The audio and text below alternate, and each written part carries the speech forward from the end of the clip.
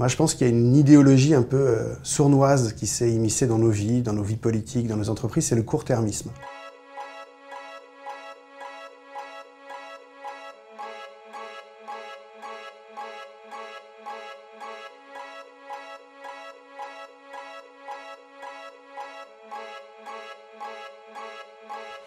Il y a eu des périodes dans notre histoire où on a pensé le temps long.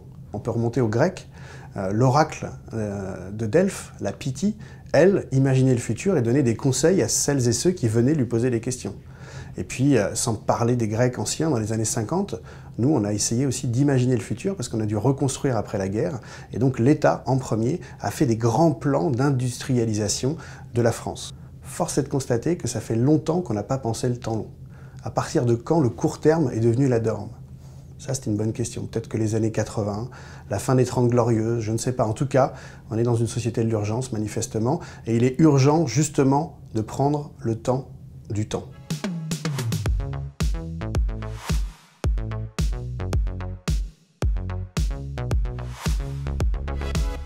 La prospective, c'est l'art d'imaginer le futur. Alors, quand on dit ça, on peut imaginer qu'on a des boules, des cartes. En fait, c'est quelque chose d'assez sérieux.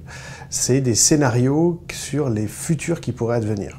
Donc, dans la prospective, on parle des futurs possibles, des noirs, des souhaitables, des tendanciels, des rupturiels, mais tous sont jouables. Les plus grands consommateurs de prospective en France, c'est l'armée. L'armée, elle imagine les conflits du futur, comme ils n'ont pas des moyens illimités pour se préparer à tous les combats, s'ils décident d'aller plutôt dans l'espace ou dans des chars plutôt gros et rapides, c'est des options stratégiques qui auront des conséquences. Donc la prospective, c'est vraiment l'art et la méthode d'imaginer les futurs.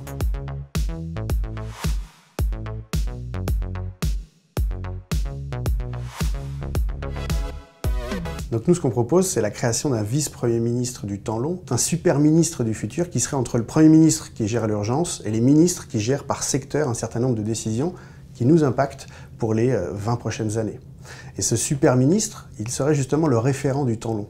Et les ministres devraient leur rendre compte à chaque fois, à chacune de leurs décisions, sur justement la vision prospective qu'on n'arrive pas à avoir.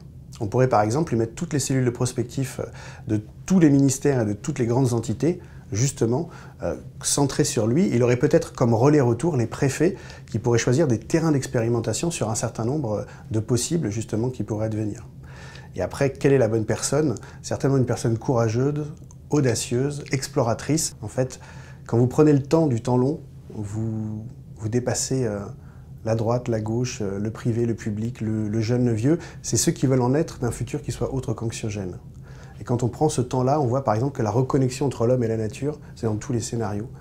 Dans tous les scénarios souhaitables. Parce que les scénarios foirés, à foison, celles que la science-fiction vous parle à chaque fois, évidemment qu'il y a une déconnexion manifeste de l'homme et de la nature. Mais si vous voulez faire quelque chose de demain, qui soit enthousiaste et avec tout le monde, cette reconnexion, c'est pas une question de militantisme, c'est une question de survie.